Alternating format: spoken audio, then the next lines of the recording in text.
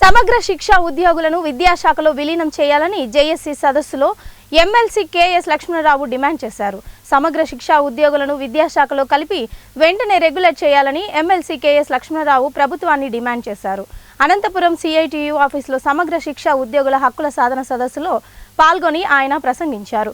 School complex reorganisation వ్యవహారంలో ప్రభుత్వం సమగ్రంగా చర్చించి తర్వాత ముందుకు వెళ్లాలని సూచించారు.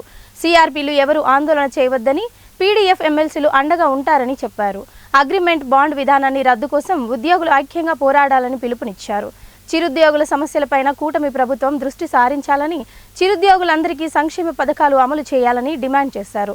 సమగ్ర శిక్ష ఉద్యోగుల రాయలసీమ ప్రాంతీయ సదస్సు ఓపిరెడ్డి అధ్యక్షతన నిర్వహించారు. ఈ సందర్భంగా ముఖ్య అతిథి రాష్ట్ర జేఏసీ అధ్యక్షులు కాంతారావు మాట్లాడుతూ, తక్షణమే హెచ్ఆర్ పాలసీ సమాన పనికి సమాన వేతనం ఇచ్చి ఉద్యోగ భద్రత కల్పించాలని డిమాండ్ చేశారు. ఉద్యోగులపైన రాజకీయ కక్ష సాధింపు చర్యలకు పాల్పడడం సరైనది కాదని అన్నారు.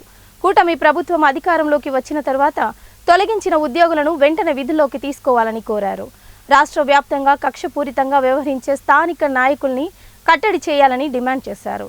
Regular HR policy, minimum time scale, ఉద్యోగ భద్రత కల్పించాలని, జీతాలు 1వ తారీఖున వచ్చేటట్లు వార్షిక బడ్జెట్ విడుదల చేయాలన్నారు.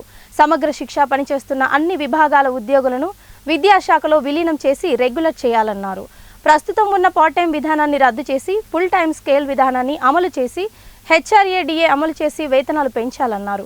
10 లక్షల రిటైర్మెంట్ బెనిఫిట్ గ్రాట్యుటీ కల్పించాలని ఆయన చెప్పారు.